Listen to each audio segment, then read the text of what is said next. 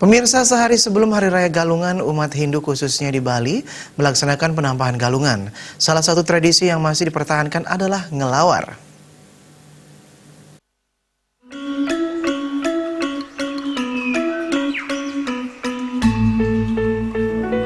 Penampahan galungan adalah hari raya yang dilaksanakan masyarakat Bali, tepatnya pada hari Selasa, Anggara Wage Wuku Dungulan, sehari sebelum Hari Raya Galungan yang diisi dengan nampah atau menyembelih babi maupun ayam. Penampahan ini merupakan simbol menyembelih sifat buruk seperti malas dan serakah. Selain nyate atau membuat sate yang digunakan kelengkapan upakara, salah satu tradisi yang masih dilaksanakan saat ini adalah ngelawar.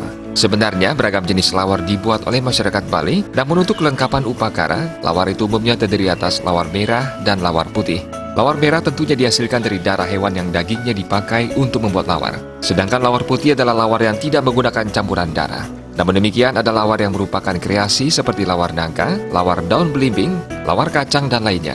Salah satu warga di Banjarlatusari, Abian Sembal Badung, Komanggonik Rusmana mengatakan, secara pokok lawar terdiri atas beberapa bahan, yaitu daging dan bumbu, buah-buahan, dedaunan, dan umbi-umbian yang dikenal dengan istilah pala bungkah dan pala gantung. Proses membuat lawar cukup rumit dan perlu keahlian dalam membuatnya.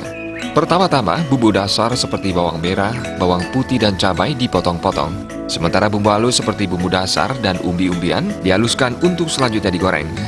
Setelah itu bahan lawar seperti sayuran dipotong-potong, sedangkan daging baik ayam maupun babi direbus sebelum dicincang. Setelah itu bahan dicampur dengan bumbu, terasi, garam, gula, penyedap, serta jeruk limau, kemudian diadon atau diaduk dengan menggunakan tangan.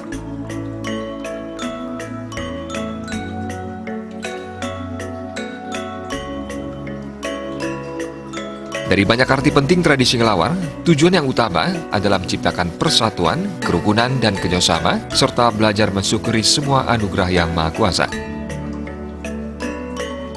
Agus Cahaya